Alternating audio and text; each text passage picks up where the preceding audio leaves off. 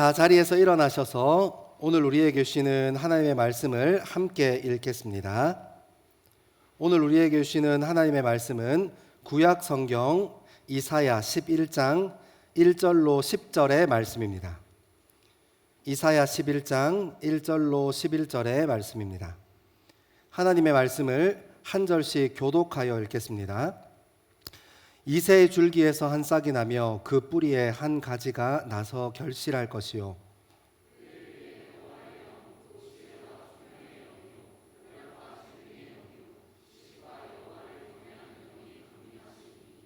그가 여호와를 경외함으로 즐거움을 삼을 것이며 그의 눈에 보이는 대로 심판하지 아니하며 그의 귀에 들리는 대로 판단하지 아니하며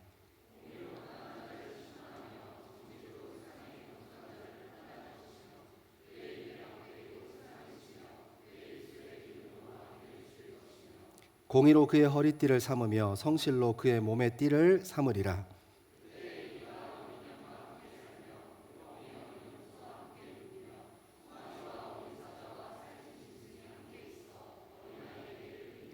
암소와 곰이 함께 먹으며 그것들의 새끼가 함께 엎드리며 사자가 소처럼 풀을 먹을 것이며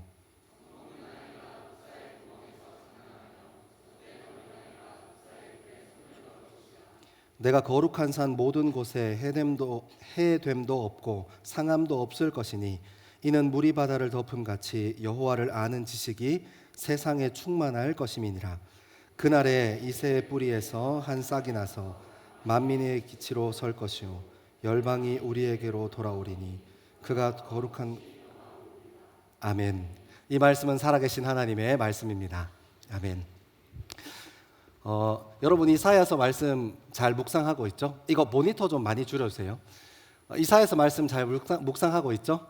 하나님께서 이렇게 어떻게 우리의 삶을 인도하시길 원하시는지, 그리고 이스라엘 백성들의 삶을 어떻게 간섭하시고 어떻게 다스리시는지를 좀 이렇게 같이 읽어가면 좋겠습니다. 큐티 안 하시는 분들 꼭 큐티 하시고, 또 제가 큐티 해보니까 이렇게 좀 나눌 곳이 있으면 큐티를 의무감이라도 좀 자주 하게 되더라고요. 그래서 내가 큐티 한번 해봐야겠다 하고 마음이 있으신 분들은 335 좀 사람들을 모아주세요. 이렇게 해서. 그리고 또 이런 공동체가, 큐티를 나누는 공동체가 두 군데 있으면 1타 2피잖아요. 그죠?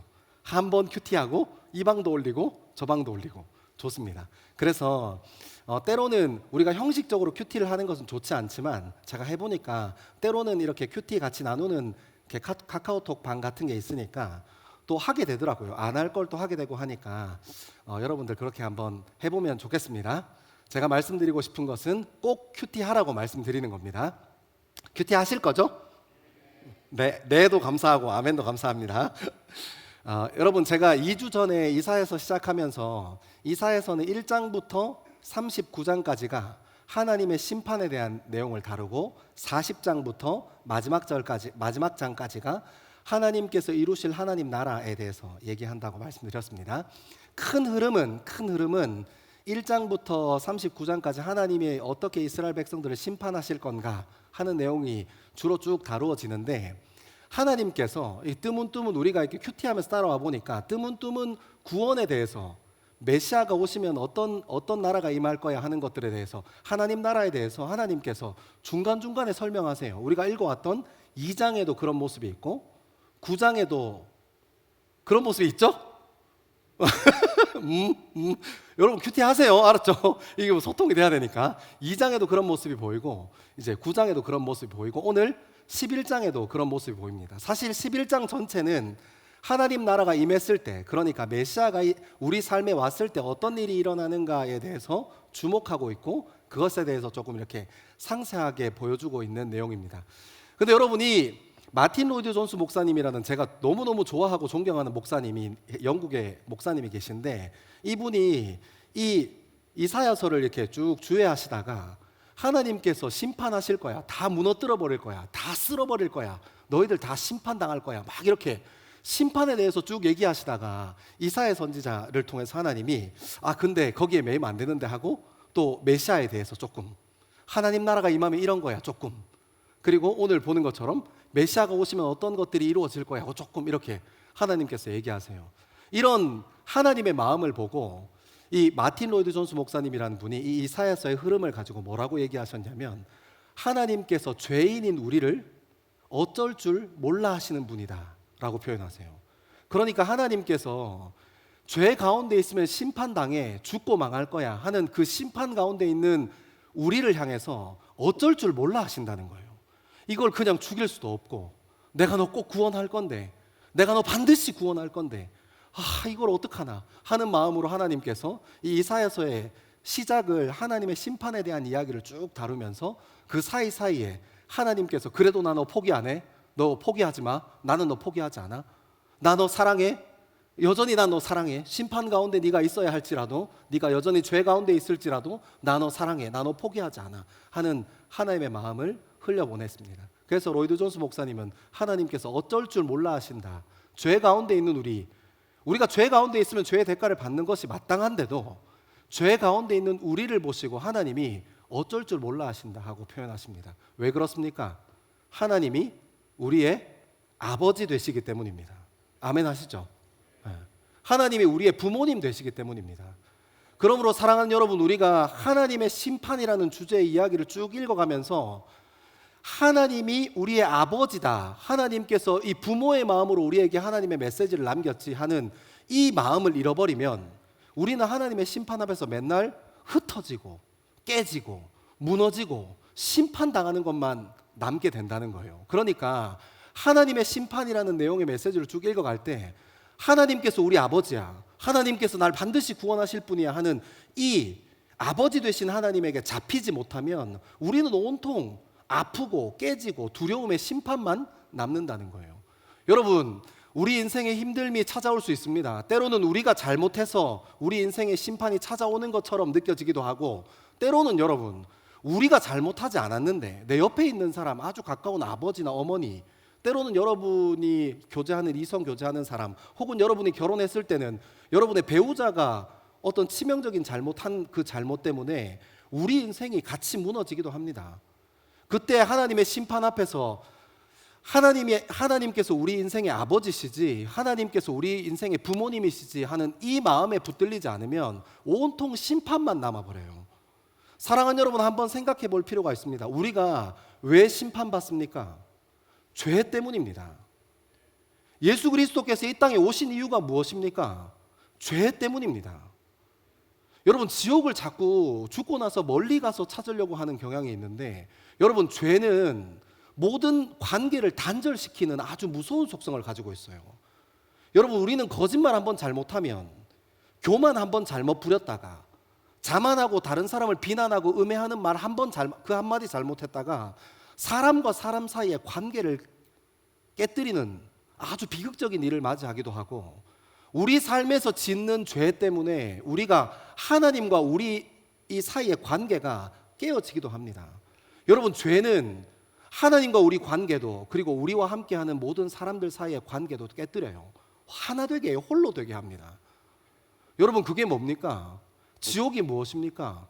나 혼자만 중요한 세상, 나만 아니면 괜찮은 세상.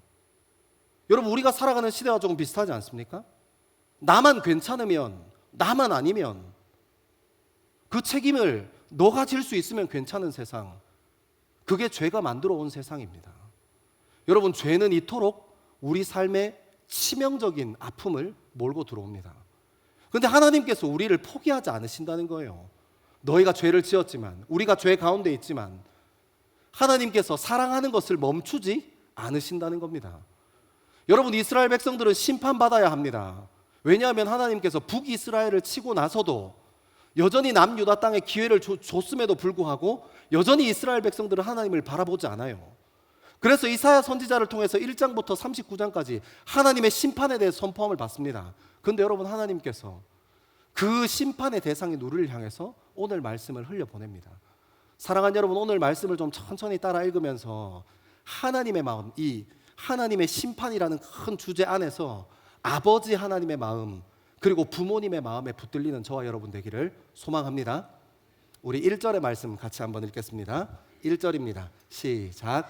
이새 줄기에서 한 싹이 나며 그 뿌리에서 한 가지가 나서 결실할 것이요.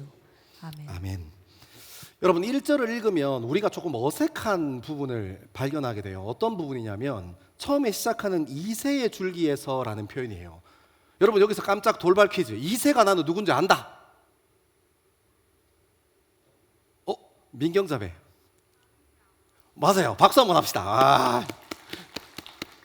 여러분 이렇게 하실 겁니까? 여러분 주일학교 뭐 이렇게 야간 나왔습니까? 이 정도는 알아야지. 지금 주일학교 야간 아니고 다 주간 출신 같은데 보니까 이새가 누구냐면 이새가 다윗의 아버지예요. 그러니까 하나님께서 하나님의 메시아가 어디서 온다고 얘기하고 싶냐면 이새의 줄기에서 난다. 근데 여러분 우리가 이 표현이 어색해요. 왜냐하면 우리가 지금 물어봤잖아요. 이새가 누구냐 하니까 한 3명 손 들었어요.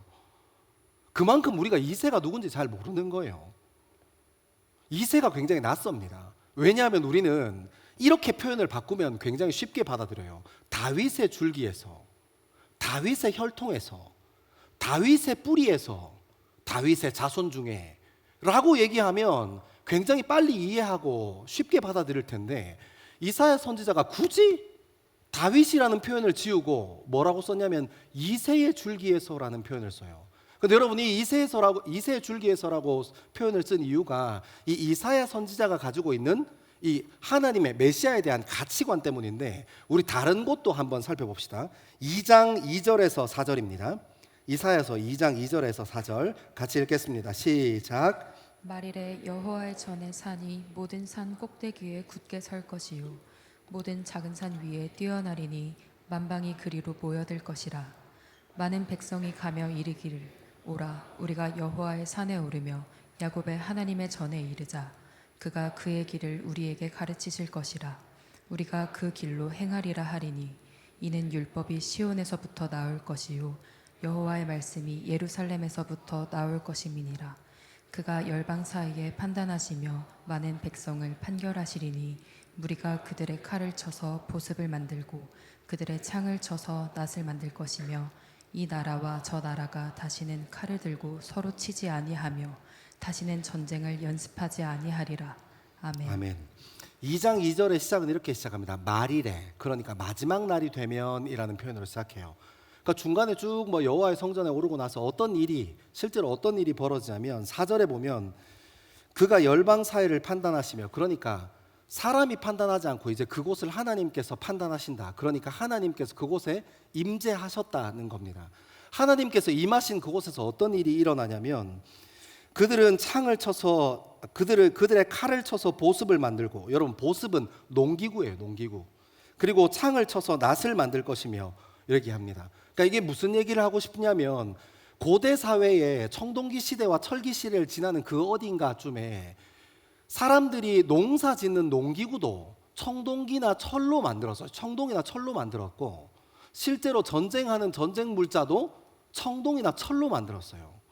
그러니까 여러분 무기를 더 많이 만들면 농기구를 만들 수가 없는 상황이고 농기구를 많이 만들면 전쟁 물자를 충분히 조달할 수 없는 상황이었던 거예요. 근데 마지막 날에 하나님께서 임하시면 어떻게 얘기하는 거예요? 이 사람들이 늘 폭력성과 그리고 성실 사이를 왔다 갔다 하던 사람들이 이제는 폭력성을 내려놓기 시작한다는 거예요. 이제 칼을 더 이상 만들지 않고 보습을 만들 거야. 창을 더 이상 만들지 않고 낫을 만들 거야. 왜냐하면 이제 창과 칼이 없어도 살 수 있는 세상이 도래할 거니까요. 그리고 이사야 선지자는 뒤에 이렇게 얘기합니다. 이 나라와 저 나라가 다시는 칼을 들고 서로 치지 아니하며 전쟁이 없어진다는 거예요. 그리고 다시는 전쟁 연습을 하지 아니하리라. 여러분 우리가 이게 이사야 선지자 살 때도 그랬었나 봐요. 요즘 우리 뭐 경험합니까? 미국이 호르무즈 해협에다가 막 그 비행기 태우는 큰 군함 같은 거 이렇게 갖다 놓고 그다음에 언제든지 그 핵 미사일 쏠 수 있는 이런 배 몇 척 갖다 놓고 이렇게 해서 그곳을 평화를 노래하잖아요. 이게 얼마나 어처구니 없는 일입니까? 더 강력한 무력을, 더 강력한 힘을 들이밀면서 평화를 얘기하는 이런 아이러니한 상황에 우리가 살고 있어요. 여러분 이사야 선지자 때도 마찬가지였을 겁니다. 정말 큰 힘을 얘기하면서 평화를 노래하는 이 아이러니한 상황, 그런 상황이 종식되고 하나님께서 그곳에 임재하시면 하나님께서 메시아로 그곳에 임재하시면 모든 것들이 다 새로운 질서로 바뀌어 간다 하고 이사야 선지자는 우리에게 얘기해 줍니다. 사랑하는 여러분, 이사야 선지자가 이 글을 노래한 지가 벌써 수천 년이 지났어요. 심지어는 웬걸요, 예수님도 왔다 가셨는데, 여러분, 그래서 세상이 더 나아졌습니까? 지금 이 이사야 선지자가 노래하고 있는 마지막 날에 하나님이 오시면 이런 일이 일어날 거야. 그러니까 그렇게 살고 있지 않으니까 하나님께서 오시면 이렇게 살게 될 거야 하고 얘기하는 거잖아요. 근데 여전히 우리는 예수님도 왔다 가셨는데도 어떻게 살아요? 그 수천 년 전에 이사야 선지자와 지금 호르무즈 해협과 지금 살아가는 이 국제 정세를 보면 달라진 게 있습니까? 여전히 보습과 낫을 만들기를 멈추고 칼과 창을 만들어가는 것이 우리 인생 아닙니까? 무엇이 조금 더 깨끗해지고 무엇이 조금 더 나아졌습니까? 옛날에는 창이랑 칼만 들고 휘둘러서 원샷 원킬 운 좋으면, 근데 여러분 요즘은 미사일이 있어서 원샷에 그냥 도시 하나, 나라 하나가 날아갈 판입니다. 무엇이 하나님이 말씀대로 이렇게 이루어진 게 있습니까? 전혀 가능성 있어 보이지 않아요. 이런 날이 올까요? 정말 그 날이 올까요? 마지막 날이 되면 그런 날이 올까요? 우리가 지금 예수님이 왔다 가신 지 2000년이 넘었는데도 이런 사회를 살고 있습니다. 그런데 여러분, 그 맥락에서 이사야 선지자의 얘기를 다시 집중해야 됩니다. 11장 1절 제가 다시 읽어드릴게요. 이새 줄기에서 한 싹이 나며 그 뿌리에서 한 가지가 나서 결실할 것이요. 그러니까 여러분, 다윗의 자손으로 오는 사람, 그러니까 힘있고 능력 있는 다윗이라는 힘센 왕의 혈통을 통해서 나는 사람 한 사람이 그 사람의 노력과 그 사람의 성실로 이 세상을 뒤집어 갈 거야. 이 다윗의 혈통이라는 게 이 세상을 바꾸어 갈 거야 라고 얘기하는 게 아닙니다. 왜 이새 줄기에서라는 표현을 썼냐면 이새는 아무것도 아닌 사람이거든요. 한번 사무엘상의 그때 그 장면, 19장 어간에 있는 그 장면으로 다시 한번 돌아가 볼까요? 사무엘이 사울이랑 갈라섭니다. 근데 이새는 그런 내용을 몰라요. 그리고 나서 사무엘이 하나님께서 왕으로 기름 부을 사람이 있다, 출동 사무엘 해서 사무엘이 제사 드릴 때 쓸 소 한 마리 데리고 이제 하나님께서 이끄시는 대로 갑니다. 그 땅이 베들레헴이었어요. 국무총리가, 그러니까 그 나라의 이스라엘의 대제사장이 그 베들레헴 땅을 들어갑니다. 지금으로 따지면 국무총리격이잖아요. 사울 왕한테 직언할 수 있고 사울 왕한테 등 돌려도 목숨을 부지할 수 있는 사람, 권력 2인자 넘버 2. 국무총리 같은 사람이 그 베들레헴 땅을 들어가는 거예요. 사람들은 베들레헴 마음도 모르고 하나님께서 왕으로 기름 부으라고 했는데 이 사무엘 마음도 모르고 막 기뻐하고 잔치가 일어나요. 얼마나 나라에서 넘버 2가 왔으니까 기쁘고 즐겁겠습니까? 와, 이제 우리 베들레헴도 신도시 개발하나 보다. 이제 아파트 들어오나 보다. 아, 이제 예루살렘이랑 지하철 서나 보다 하고 이렇게 기쁜 마음으로 사무엘을 받지 않겠어요? 근데 이새에게 이렇게 얘기합니다. 이새 콜에서 왔는데 이새가 왔어요. 그러니까 내가 왕을 세울 건데 아들 좀 보여줘. 하나님이 좀 보여주래. 그래서 이새가 아들을 쭉 데려갑니다. 근데 여러분 그때 상황이 어땠어요? 사울이라는 왕이 버젓이 살아 있었어요. 가능성이 있는 일입니까? 없는 일입니까? 지금 기름을 부으면 이 아이가, 기름 부음 받은 아이가 첫째든 둘째든 셋째든 아니면 8번째 막내였던 다윗이든 지금 이 아이가, 그 집에서 기름 부음 받는 아이가 왕이 될 가능성이 있냐고요. 사울이 눈 희번뜩하게 살아있는데, 사울은 자기 아들 요나단도 있는데, 이게 지금 가능성이 없는 일입니다. 그러면 이새의 가문에는 뭐가 좀 가능성이 있습니까?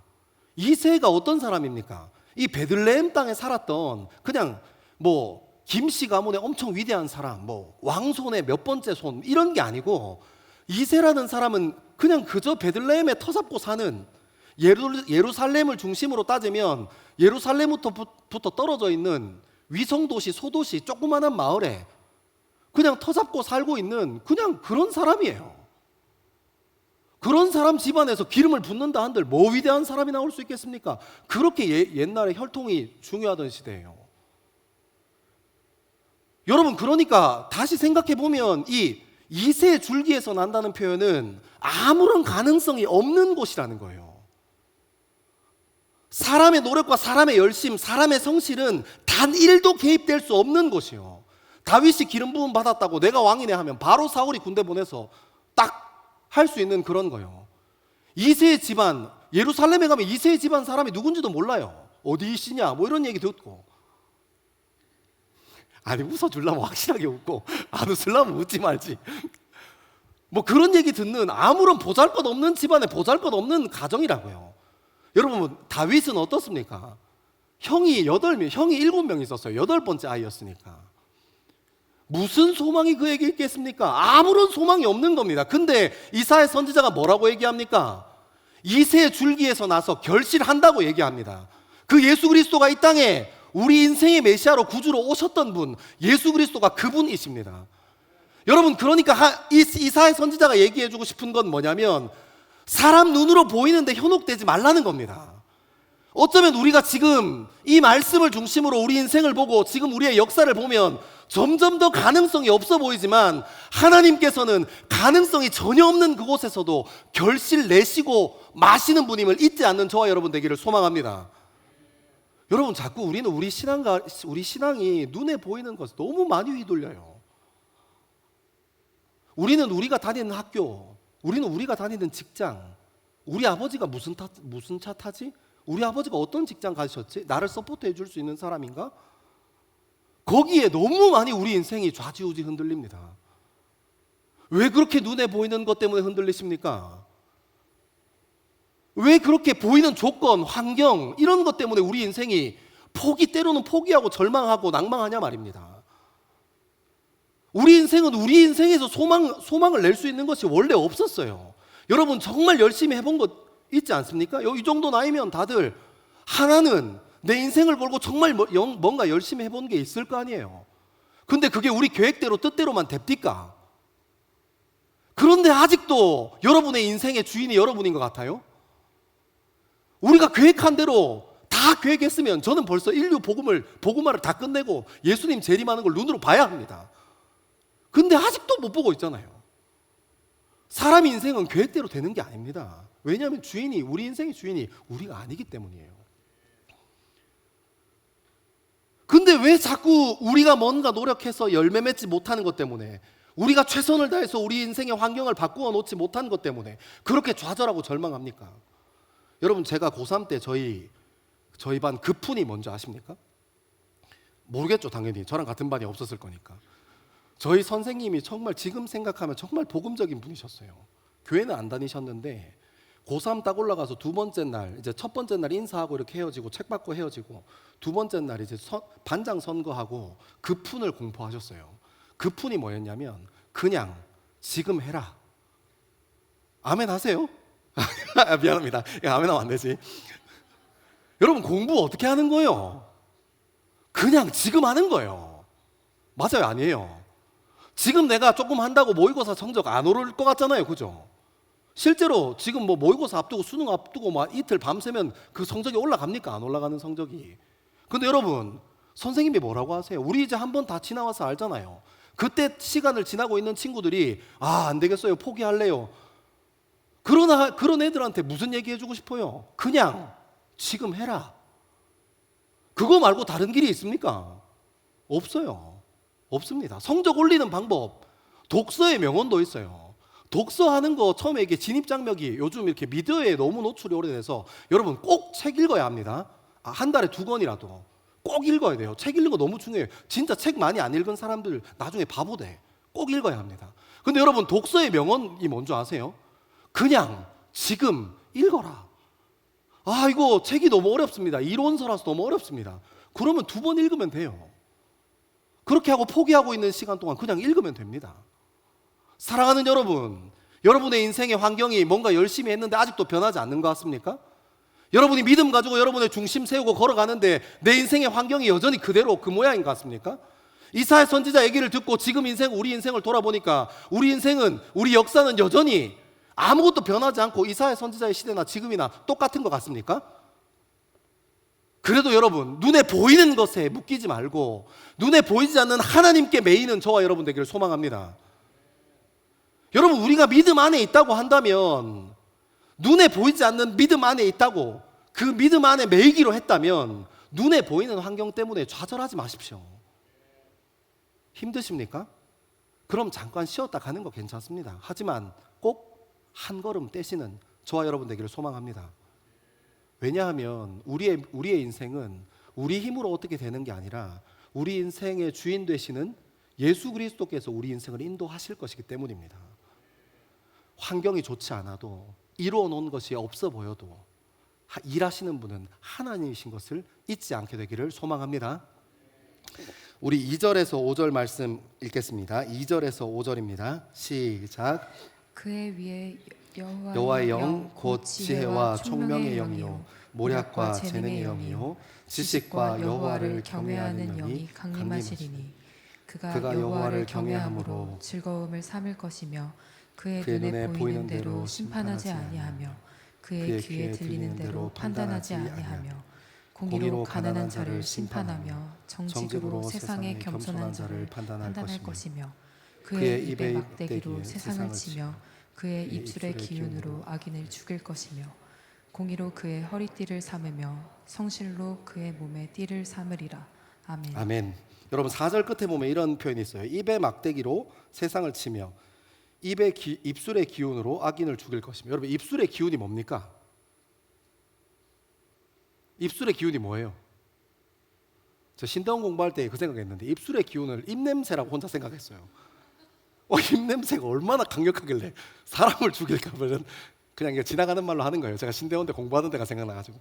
여러분 이때 입술의 막대기와 입술의 기운은 하나님의 말씀을, 그 입술, 그러니까 하나님께서 말씀하시는 그 말씀을 상징합니다. 여러분 2절부터 5절까지는 이제 본격적으로 메시아가 우리 삶 가운데 임하시면, 그러니까 이새 줄기처럼 아무것도 볼품 없고 아무것도 내세울 것 없고 환경이 여전히 그대로인, 그리고 어떤 조건에서도 성공할 것 같지 않은 우리 인생에 하나님의 영이 임하시면 어떤 일이 일어나는가에 대해서 우리에게 들려줍니다. 첫 번째가 곧 지혜와 총명의 영이요 라고 얘기합니다. 여러분 지혜가 무엇입니까? 우리가 어린아이들한테는 좀 지혜로워라 하고 어른들한테는 참 지혜롭습니다 하잖아요. 여러분 이 지혜라는 것은 눈에 보이지 않는 것을 잘 분별해낼 수 있는 중심을 얘기해요. 드러나지 않고 보이지 않지만 어떤 사건이나 어떤 사람의 마음이나 이런 것들의 중심을 잘 간파하는 거예요. 그러면 총명은 이해하기 쉬워요. 총명은 무엇입니까? 어떤 사람들 보고 이 사람 참 총명하다 합니까? 눈에 보이는 것, 드러난 것들의 중심을 잘 간파하는 사람들 보고 얘기하는 거예요.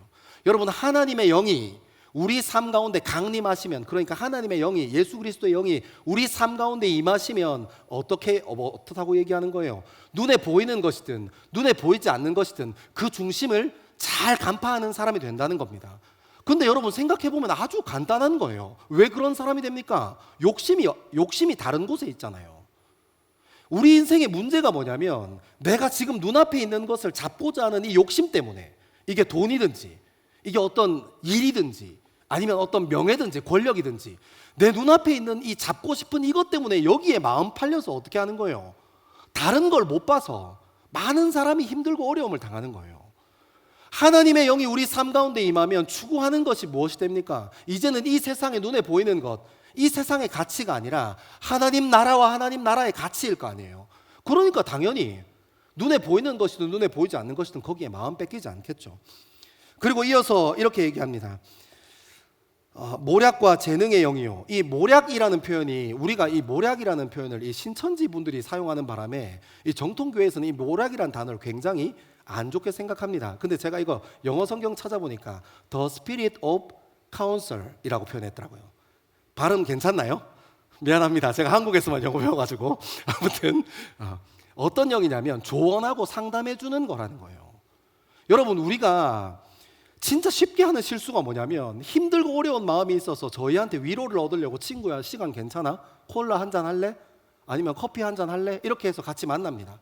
그러면서 막 커피 부어라 마셔라, 오늘 탄산 많이 들어갔네, 막 이렇게 막 오늘 이 얼음이 참 좋네 하면서 막 이렇게 하면서 이제 힘든 얘기를 해요. 근데 그때 그 힘들어서 찾아온 사람에게 더 상처를 주는 사람이 어떤 사람이냐면, 너 그래서 안 된 거야, 너 그거 고쳐야 돼, 너 이거 이렇게 하는 거야, 하면 기분 좋아요, 나빠요? 나쁘죠? 그래서 관계가 깨진다고요.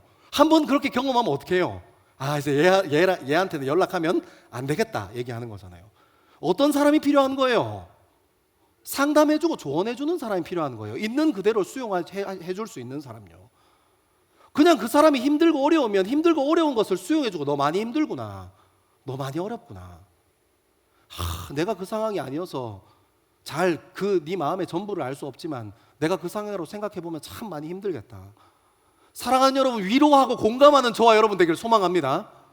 이거 아는 척 하려고 이거 막 하다가 입에 막대기, 입냄새로 막 사람 이렇게 막 없어지는 수가 있어요. 여러분, 너무너무 중요해요. 여러분, 재능은 어떤 겁니까? 힘이에요, 힘. 그냥 잘하는 게 있잖아요. 우리 이걸 달란트라고 하는데, 그냥 잘하는 게 있어요. 남들은 열심히 연습해도 잘 안 되는데 나는 그냥 잘하는 것들이 있다고요. 이런 것들, 하나님의 영이 임하면 우리 삶 가운데 온다 얘기합니다. 그리고 지식은 아는 거니까 넘어갑시다. 여호와를 경외하는 영이 강림하시리니 그가 여호와를 경외함으로 즐거움을 삼을 것이며. 여러분, 이 표현이 경외라는 단어를 바르게 이해하면 이 표현이 너무너무 아름다운 표현인 것을 알 수 있어요. 여러분, 경외는 우리가 단순히 교회에서 두려움, 하나님을 경외합니다 하면 무섭고 두려워하고 이런 것만 생각하기 쉬워요. 근데 제가 예전에 한번 설명해 드렸는데, 이 실제로 유대인들이 사용했던, 이 히브리인들이 사용했던 경외하다는 표현은 사랑하니까 스스로 낮아지기를 선택하는 게 경외예요. 내가 이 사람을 깊게 사랑하고 짙게 사랑하니까 이 사람에게 내가 이 사람보다 더 낮은 자세로, 더 낮은 곳으로 가기를 스스로 결정하는 것이 경외예요. 여러분, 어떤 것이 경외인지 예를 들어보자면, 우리가 어린아이들, 자녀들, 꼬꼬마 친구들, 우리 또 더스토리 청년 공동체의 스타 하임이 있잖아요. 하임이 막 뛰어다니는데 그거에 대해서 시민 에티켓에 대해서 얘기하고, 애덤 스미스가 얘기했던 보이지 않는 손에 대해서 얘기하면서 너 여기 보이지 않는 손에 잡히고 싶냐, 이렇게 얘기하는 사람 없어요. 그런 사람 빨리 병원에 보내야 됩니다. 우리가 왜 하임이한테 하임이 수준에 맞춰줄 수 있는 거예요? 사랑하니까요. 내가 그 사람을 사랑해서, 내가 그 존재를 사랑해서 내가 그 존재보다 낮아지기를 스스로 택하고 그 자리에 들어가는 거예요. 하나님도 우리를 경외합니다. 하나님께서 우리 인간을, 죄 많은 인간을 사랑하셔서 인간보다, 이 죄인보다 더욱더 낮은 자리였던 십자가의 자리로 내려가신 분이 예수 그리스도 아니십니까? 여러분, 진실하게 하나님을 사랑하는 것이 무엇입니까? 내가 하나님 진실하게 사랑하고 짙게 사랑하는 것 때문에 내가 술도 먹을 수 있고 담배도 필 수 있고 내 마음대로 내 쾌락, 내가 선택할 수 있는 것들 누릴 수 있지만 스스로 선택하지 않기를 결정하는 겁니다. 여러분, 이게 우리 이성교제 할 때도 그런 것들이 있어요. 문제가 뭐냐면 그 사람을 사랑하는데 경외의 수준으로 사랑하면 많은 것이 쉬워져요. 그 사람이 가지고 있는 단점, 그 사람이 가지고 있는 나쁜 습관, 내가 그 사람을 깊이 사랑해서 경외하는 수준이 되면 별로 문제가 안 됩니다. 그죠? 사랑하니까요. 이해하고 품어주고 내가 한 걸음 더 떼고 내가 한 번 더 움직이고 합니다. 문제는 경외의 수준에서가 아니라 인간적인 수준에서 사랑하니까 어떻게 돼요? 편해지니까 함부로 하는 거예요. 쉽게 대합니다. 사랑하는 여러분, 저는 여러분의 사랑이 경외의 수준에 이르는 귀한 사랑 되기를 소망합니다. 우리가 이스라엘 백성과 히브리 사람들이 하나님을 경외했던 것처럼 우리도 먼저는 하나님을 깊이 사랑해서 하나님보다 낮아지기를, 내가 할 수 있지만, 내가 결정할 수 있고 선택할 수 있지만 하나님보다 내가 스스로 낮아지는 자리, 하나님의 말씀의 자리로 안으로 낮아지는 것도 우리 삶에 반드시 필요할 것이고, 여러분들과 관계하는 모든 사람과 사랑하는 가운데 경외에 이르는 사랑까지 함께 나가는 저와 여러분 되기를 소망합니다. 그래서 여러분 3절에 이렇게 표현해요. 그가 여호와를 경외함으로 즐거움을 삼는다 얘기하는 겁니다. 여러분, 경외하는 것이 아름다운 것이고 경외하는 것이 즐거운 겁니다. 여러분, 저는 저와 여러분의 사랑이 여러분들이 하는 그 사랑이 성숙해서 정말로 경외의 자리까지 나가는 귀한 사랑 되기를 소망합니다. 그게 얼마나 아름다운지 여러분 그 자리에 가보면 알아요. 이게 우리 능력으로 할 수 없지만 여호와의 영이 임하시니까 그런 경외하는 영도 임한다 얘기합니다. 그리고 3절에 이어서 그의 눈에 보이는 대로 심판하지 아니하며 그의 귀에 들리는 대로 판단하지 아니하며. 여러분, 우리가 이거 하다가 얼마나 실수 많이 합니까? 우리가 눈에 보이는 거 보고 판단하고 귀에 들리는 것만 보고 판단해서 얼마나 실수 많이 하냐고요. 근데 여러분 가만히 한번 생각해 보십시오. 진짜 여러분들이 눈에 보이는 것만 보고 판단해서 힘들고 어려움을 겪었습니까? 귀에 들리는 것만 가지고 판단해서 힘들고 어려움을 겪었습니까? 사실 그게 아니라 내가 보고 싶은 대로 보는 것이 문제였어요. 기준이 누구한테 있어서요? 나한테 있어서요. 내가 생각하기에는 그 사람이 그 일을 한 것은 그 사람의 기준에서 이거 뭐 이 정도는 할 수 있는 거 아니야? 하고 한 건데, 우리가 그 사람이랑 다른 기준을 가지고 있으니까 그 사람이 하는 것을 눈으로 보고 그 사람이 한 행동을 귀로 들으니까 자꾸 심판하고 그 사람을 비난하는 겁니다. 기준이 나한테 있어서요. 그래서 우리가 관계하는데 실패하잖아요. 근데 여러분, 오늘 본문 말씀에 보면 뭐라고 얘기하냐면 4절부터는 이렇게 얘기합니다. 공의로 가난한 자를 심판하며 정직으로 겸손한 자를 판단할 것이며. 여러분, 그러니까 이제 기준이 어디로 옮겨간다는 거예요? 정의와 공의로 옮겨간다는 거예요. 예전에는 내가 보이는 거 보고 들리는 거 들으면서 내가 보고 싶은 대로 보고 듣고 싶은 대로 들으면서 사람들 판단했는데, 하나님의 영이 우리 삶 가운데 임하니까 어떻게 되는 거예요? 더 이상 기준이 내 안에 있는 게 아니라 하나님에게 있어서 하나님의 정의, 하나님의 공의를 통해서 이 세상을 바라보기 시작한다는 거예요. 이 세상을 전혀 다른 차원으로 바라보기 시작하는 겁니다. 여러분, 예수 믿는데 자기 삶이 안 변해? 예수 믿으면, 제가 청년사회 가니까 그런 질문 진짜 많이 받아요. 초신자들이 특별히 와서, 목사님 예수 믿으면 사람 변합니까? 인생 변합니까? 당연하죠. 예수 믿는데 인생 안 변하는 게 문제입니다. 그게 기적이에요. 기준이 바깥에 있는데, 기준이 하나님이어서 사랑하는 것도 그냥 인간적인 수준에서 사랑하는 게 아니라 경외하는 차원에서 사랑하기를 결정하고 한 걸음씩 걸어가는데, 그 사람의 인생이 어떻게 안 변합니까? 사랑하는 여러분, 우리가 복음에 대해서 많이 오해하고 왜곡해서 자꾸 믿는다는 것, 복음이 막 병 낫고 막 안 되는 일 되게 하고 막 이런 일을 가지고 자꾸 복음 하는데, 그것은 구원의 여러 가지 잔류들 중에 그냥 가지 중에 하나일 뿐이고, 진짜 구원의 본질, 진짜 믿음의 본질이 뭡니까? 인간 되는 거예요. 하나님께서 우리 인간을 창조하실 때 만들어 놓으셨던 그 창조 질서 안으로 다시 돌아가는 거예요. 에덴 동산에 잠깐 있었다가 인간이 타락하면서 사라졌지만, 동물들이랑 대화하고 가족처럼 지내고 하나 되어 지내고 연합하여 지냈던 그 인간의 본연의 모습, 죄 때문에 관계도 깨지고 하나님과 관계도 깨지고 인간과의 관계도 깨지고 다 깨져버렸지만, 에덴 동산에 있었던 그 모습으로 회복하고 돌아가는 거예요. 예수 믿는 사람이 어떻게 인생이 변하지 않습니까? 저는 거꾸로 물어보고 싶어요. 너 예수 믿냐? 인생이 안 변하더냐? 어떻게 안 변할 수 있습니까? 그리고 여러분, 5절은 더 과간입니다. 다른 사람들만 그렇게 판단하겠다는 게 아니에요. 이렇게 얘기합니다. 공의로 그의 허리띠를 삼으며 성실로 그의 몸의 띠를 삼으리라. 뭐라는 거예요?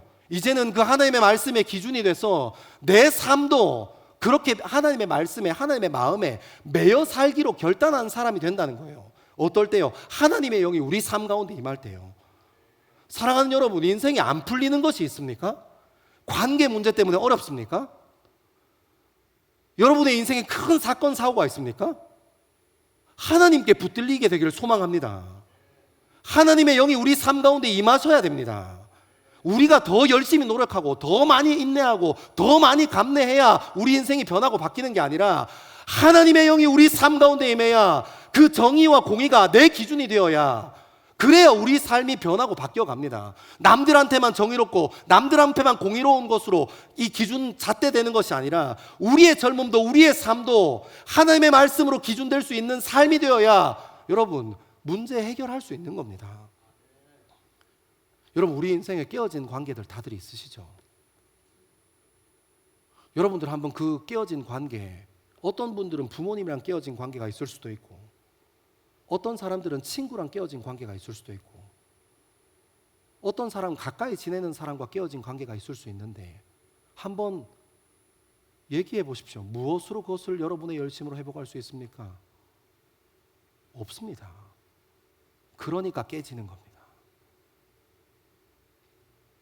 그 관계를 회복하는 길은 그리스도 예수에게 붙들리는 것, 그것뿐입니다. 정말로 다른 길은 없습니다. 하나님의 마음이 내 삶을 붙잡아서 그 사람 정말 밉고 싫었지만 그리스도께서 그 사람을 위해서 십자가 지셨다는 것을 발견할 때 그 사람 사랑하고 그 사람 섬길 수 있는 겁니다. 여러분, 그 사람 섬기고 그 십자가 지신 예수 그리스도의 마음으로 그 사람 대하고 품을 때 아버지와의 관계, 부모님과의 관계, 그리고 가까이 지냈던 사람들과의 관계를 회복할 수 있습니다. 다른 길은 없습니다. 그 마음에 붙들리는 저와 여러분 되기를 소망합니다. 우리 마지막으로 한번 가봅시다. 우리 6절에서 9절입니다. 11장 6절에서 9절 시작. 그때의 이리가 어린 양과 함께 살며 표범이 어린 염소와 함께 누우며 송아지와 어린 사자와 살진 짐승이 함께 있어 어린아이에게 끌리며 암소와 곰이 함께 먹으며 그것들의 새끼가 함께 엎드리며 사자가 소처럼 풀을 먹을 것이며 젖 먹는 아이가 독사의 구멍에서 장난하며 젖된 어린아이가 독사의 굴에 손을 넣을 것이라. 내 거룩한 산 모든 곳에서 해됨도 없고 상함도 없을 것이니 이는 물이 바다를 덮음같이 여호와를 아는 지식이 세상에 충만할 것임이니라. 아멘. 아멘. 여러분, 너무 아름답지 않습니까? 우리가 읽어왔던 이세 줄기에서 아무런 가능성, 어떠한 가능성이 없는 그 이세 줄기에서 하나님의 영이 임하셔서 어떤 일이 일어나고 있는 겁니까? 이 세상에 있을 수 없는 일이 전혀 다른 질서, 전혀 다른 가치가 일어납니다. 이렇게 얘기합니다. 이리가 어린 양과 함께 살며 표범과 어린 염소와 함께 누우며. 여러분, 제가 이 말씀 묵상하다가요, 제가 농활 때 그 우리 찬동교회 친구들, 남성 동무들이랑 같이 아침에 경건회 하는데 그 시편 23편 말씀 가지고 이틀 묵상했거든요. 첫날은 안준훈 전사님, 제가 그 말씀 듣다가 너무 좋아가지고 두 번째 날도 제가 시편 23편 가지고 같이 같은 본문으로 묵상했어요. 제가 딱 꽂혔던 표현이 뭐냐면 그가 나를 푸른 초장에 누이시며. 여러분, 초식 동물은 눕지 않는 거 알아요? 초식 동물이 눕는 거 봤습니까? 이렇게 벌러덩? 초식 동물이 야생 상태에 있는데 벌러덩 누우면 살 확률이 높겠습니까? 죽을 확률이 높겠습니까? 죽을 확률이 높아요. 여러분, 양은 벌러덩 누워서 자지 않습니다. 근데 여러분, 하나님께서 목자시니까 다윗이 그 하나님을 따르는 양이니까 쉴만한 물가에 누이시며, 그러니까 얼마나 안정감을 느꼈으면 앉아서 자는 것도 아니고 벌러덩 누워서 잔다는 거예요. 근데 여러분, 오늘 이 본문에도 어떤 표현이 있냐면 표범이 어린 염소와 함께 누우며 송아지와 어린 사자와 살찐 짐승이 함께 있어 어린아이에게 끌리며. 여러분, 얼마나 아름답습니까? 하나님의 영이 임한 사람들, 그 사람들, 그러니까 이제 더 이상 내 인생을 내 기준으로 살지 않아, 내 공의로 살지 않지, 하나님의 정의와 하나님의 공의가 내 인생의 질서고 내 인생의 기준이지, 그 마음 가지고 경외하는 사랑하는 마음 가지고 살아가는 사람들이 이루어낼 수 있는 세상이 이런 세상이라고 얘기합니다. 여러분, 이걸 제가 2026년 현대어로 한번 번역해 봤어요. 여기 이런 표현이 있잖아요. 이리가 어린 양과 함께 살며. 얼마나 좋습니까? 저는 이렇게 듣고 아멘 했어요. 제가 아내의 카드에 손대도 물리지 않는, 얼마나 아름답습니까 진짜 여러분. 저희 아들이 저한테 막 이렇게 막 사춘기 부려도 내가 같이 그 친구랑 같이 누울 수 있는, 얼마나 아름다운 일이에요. 정말 얼마나 아름다운 일입니까? 여러분, 저는 이 말씀 예전부터 읽을 때마다 제 꿈이 우리 자녀가 살아가는 세대는 지금 우리가 어른으로 살아가는 세대보다 조금 더 아름다운 세상이었으면 좋겠다. 제가 늘 말씀드리잖아요. 저는 그렇게 읽어요. 어린아이에게 이끌린다. 살찐 짐승들과 표범과 어린 사자가 어린아이 손에 이끌려 간다. 하나님, 맞습니다. 맞습니다. 지금 우리가 살아가는 시대 좀 삭막하고 좀 각박하지만 우리가 믿음 잘 지켜서 믿음으로 세운 가정 안에서 우리가 자녀를 낳고 그 자녀 잘 길러서 그 자녀가 어른으로 살아가면 그 어른으로 살아가는 그 세상이 지금 우리가 어른으로 살아가는 세상보다 조금 더 아름다울 수 있다면 그것이면 충분하지 않습니까? 정말 그것이면 충분하지 않습니까? 그렇게 이해하고 받아들였습니다. 사랑하는 여러분, 하나님의 영이 임하는, 하나님께서 함께 하시는 영혼들을 통해서 이 세상은 전혀 다른 가치, 전혀 한 번도 본 적 없는 질서 안으로 들어가게 되는 겁니다. 사랑하는 여러분, 저는 그 일에 저와 여러분이 쓰임받게 되기를 소망합니다. 우리 마지막으로 10절 말씀 같이 한번 읽겠습니다. 10절입니다. 시작. 그날에 이새의 뿌리에서 한 싹이 나서 만민의 기치로 설 것이요 열방이 그에게로 돌아오니 그가 거한 곳이 영화로우리라. 아멘. 여러분 원래 10절 말씀은 여러분들이 가지고 있는 성경책 보면 9절까지 단락이랑 상관없는 말씀이에요. 근데 제가 말씀을 읽다가 10절 말씀 읽다가 이걸 왜 하나님께서 이 9절 뒤에 10절을 두셨구나 하는 생각을 너무 깊게 해서 제가 여러분들이랑 이거 나누고 같이 찬양하고 기도하려고 합니다. 뭐라고 얘기하는 거예요? 다시 그날에, 이때 그날은 마지막 날이잖아요. 하나님의 영이 임하시는 날이잖아요.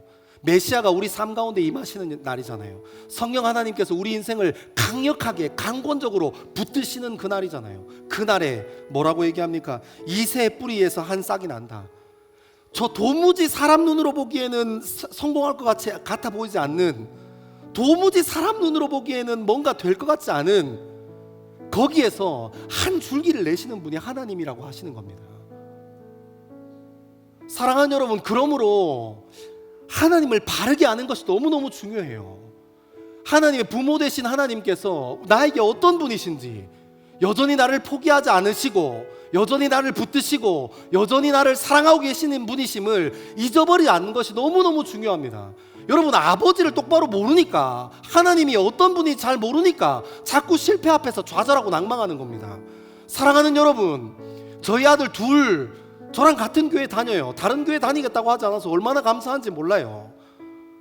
근데 저희 큰아들과 작은아들 둘 다 아버지가 목사인 거 알아서 교회 오면 조심해요. 또래 친구들은 좀 이렇게 하고 싶은 말 하고 선생님들한테 좀 자기 편하게 하고 조금 버릇없이 굴 때도 있는데, 얘네들은 아버지가 목사님인 걸 아니까 거기 가서 조심한다고요. 여러분, 아버지가 누군 줄 알면 삶이 달라지는 겁니다. 한번 상상해 보십시오. 여러분들의 부모님이 여러분들에게 남겨줄 유산이 너무 많아. 행복하죠? 남겨줄 유산이 너무 많아. 나는 일 안 해도 살겠어. 그러면 지금 여러분의 씀씀이가 어떻게 변하겠습니까? 아버지가 누군지 바르게 안다면, 우리 인생을 인도하시는 그 하나님이라는 분이 우리가 아버지라고 고백하고 아버지라 부르는데, 그 아버지를 바르게 안다면 여러분의 삶이 그렇게 주눅들어 살겠냐 말입니다. 하나님의 영이 강권적으로 임해서 우리 인생을 붙드신다는 것을 안다면 그렇게 지금도 약하게 한 걸음 물러서서 절망 가운데 낭만 가운데 살겠냔 말입니다. 사랑하는 여러분, 힘내십시오. 지지 마십시오. 여러분, 지칠 수 있습니다. 어려울 수 있습니다. 하지만 잠깐 쉬었다가 다시 일어나십시오. 많이 힘드십니까? 저한테 오십시오. 제가 밥 사줄게요. 제가 가지고 있는 기준 가지고 막 이렇게 저렇게 입에 기운, 입에 막대기로 이렇게 안 하고 여러분들이 하는 얘기 들어줄게요. 여러분 주변에 생각해보면 여러분 이야기 들어줄 사람 많습니다. 지치고 낭망합니까? 눈에 성공의 길이 잘 보이지 않습니까? 내가 가고 싶은 길과 자꾸 시간이 지나면 지날수록 멀어지는 것 같습니까? 이상과 현실이 자꾸만 멀어지는 것 같습니까? 여러분, 그렇다고 낭망하지 마십시오. 그렇다고 지치지 마십시오.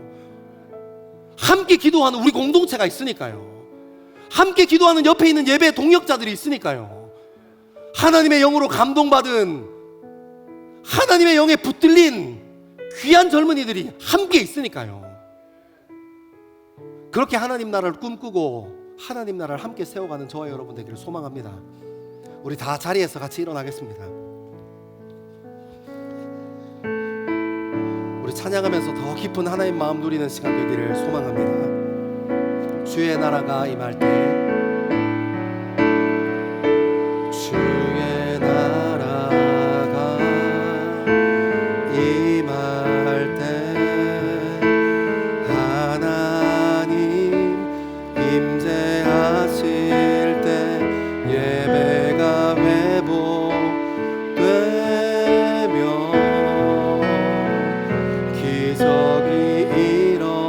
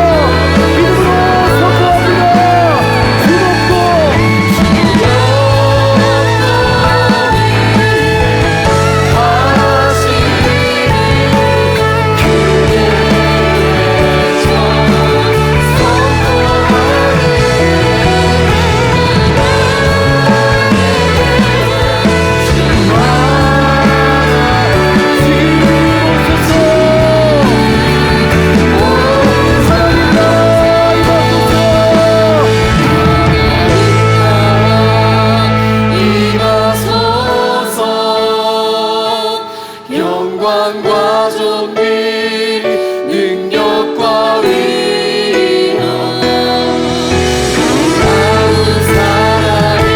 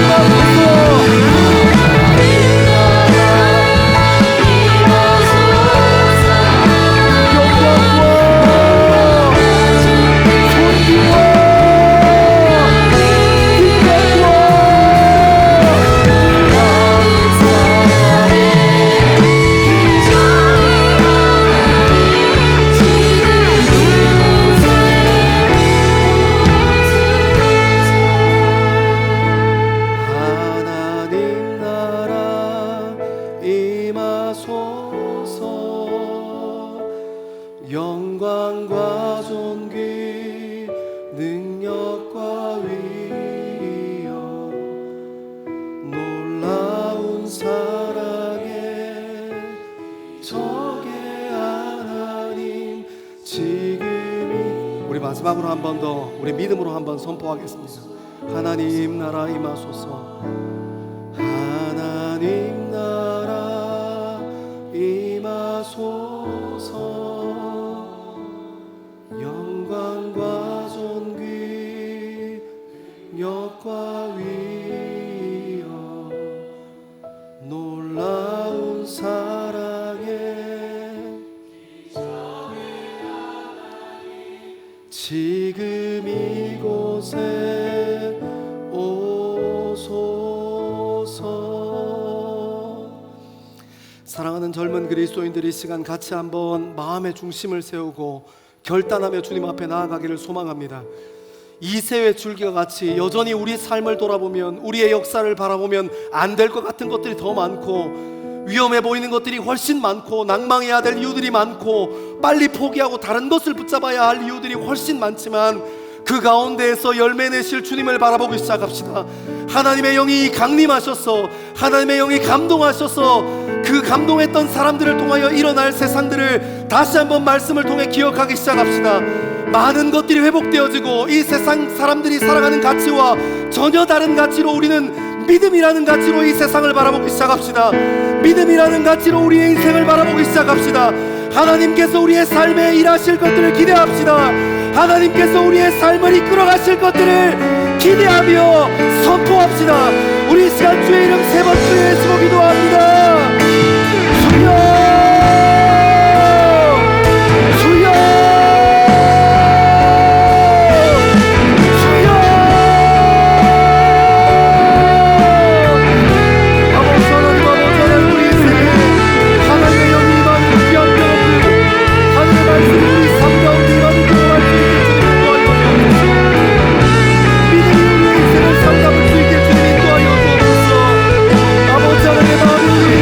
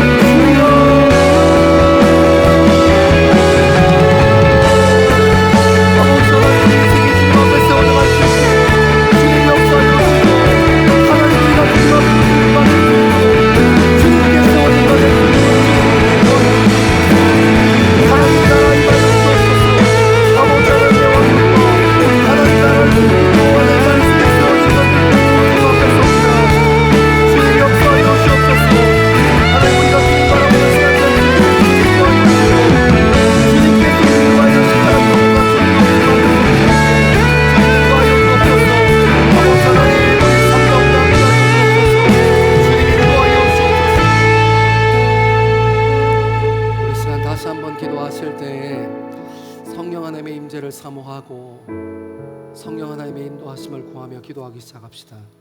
하나님의 영이 임하실 때에 우리의 삶이 변화되어져 갈 줄 믿습니다. 지혜와 총명이, 모략과 재능이, 그리고 지식과 하나님을 깊이 경외하는 그 사랑이 우리 인생의 즐거움 되기를 소망하는 마음으로 깊은 기도의 자리로 같이 한번 나아가겠습니다. 기도하겠습니다. 하나님, 우리 인생을 회복할 수 있는 길은 예수 그리스도가 임재하시는 것뿐입니다. 무너져 있는 가정을 회복시키는 일도, 무너져 있는 관계를 회복시키는 일도 하나님뿐입니다. 친구와의 관계가 깨어지기도 하고, 흩어져 버린 일들, 깨어져 버린 일들 가운데 주님 임하여 오십시오. 하나님, 내 마음대로 내 뜻대로 선택하고 결정하려고 할 때 하나님의 마음에 붙들릴 수 있는 우리 인생 될 수 있게 주님 인도하여 주시고, 하나님, 우리가 노래하고 주님 앞에 서 있는 것처럼 아버지 하나님께서 우리 인생을 세워가시는 놀라운 경험으로 주님 우리 인생을 인도하여 주옵소서. 내가 가장 중요한 인생에서 너가 가장 중요한 인생 되게 주님 인도하여 주시고, 내 인생의 왕자를 예수 그리스도 앞에 내어놓고 내 인생의 왕관을 주님 앞에 드리는 귀한 시간 되어지기를 간절히 바라고 소망합니다.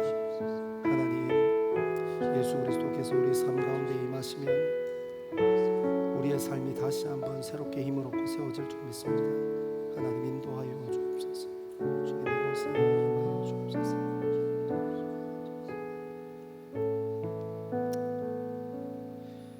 사랑하는 하나님, 구원은 하나님의 열심으로 오는 것을 믿습니다. 예수 그리스도께서 우리 죄를 위하여 십자가 지셨듯 그 십자가를 기억하고 예수 그리스도의 헌신과 예수 그리스도의 열심을 기억하고 우리 젊음의 인생들이 의심하지 않게 되기를 소망합니다. 눈에 보이는 것에 사로잡히지 않고 환경에 매이지 않고 오직 예수 그리스도께 매일 수 있는 우리 더스토리 청년 공동체 되어지기를 간절히 소망합니다. 하나님의 영이 우리 삶 가운데 임하시면 다시 창조 질서가 회복되어짐을 경험할 줄 믿습니다. 깨어진 것들이 다시 연합하게 되고 흩어졌던 것들이 다시 하나 되며 하나님의 영이 우리의 삶을 사로잡을 때 우리의 가정과 우리가 속해 있는 직장과 학교와 공동체가 내가 중요한 세상이 아니라 예수 그리스도가 중요한 세상, 우리가 중요한 세상이 될 줄 믿습니다. 하나님의 영이 우리의 인생, 우리의 입술을 이끌어 갈 수 있도록 주님께 내어 맡기는 우리 더스토리 청년 공동체 되기를 소망합니다. 회복하시는 하나님을 기억합니다. 하나님의 창조의 질서대로 아버지께서 주인 되시고 하나님께서 우리 아버지 되시는 놀라운 믿음의 정체성을 회복할 수 있게 주님 인도하여 주시고, 서로 사랑하고 품고 소망을 위하여 그리고 서로를 위하여 쓰임받는 공동체 될 수 있게 주님 인도하여 주옵소서. 서로에게 위로를 나누고 소망을 나누고 서로에게 품을 내어줄 수 있는 귀한 더스토리 청년들 될 수 있게 주님 함께하여 주옵소서. 감사합니다. 이 모든 말씀을 사랑하는 예수님 이름으로 기도합니다. 아멘. 하나님의 영이 우리 삶 가운데 임하여 우리의 젊음을 인도하시기를 고백하는 젊은 그리스도인들 위해, 그리고 예배를 사모하여 함께 예배의 자리를 지키는 하나님의 백성들 위해 하나님께서 선포하신 복을 선언합니다. 여호와는 내게 복을 주시고 너를 지키시기를 원하며 여호와는 그의 얼굴을 내게 비추사 은혜 베푸시기를 원하며 여호와는 그의 얼굴을 내게로 향하여 드사 평강 주시기를 원하노라. 아멘.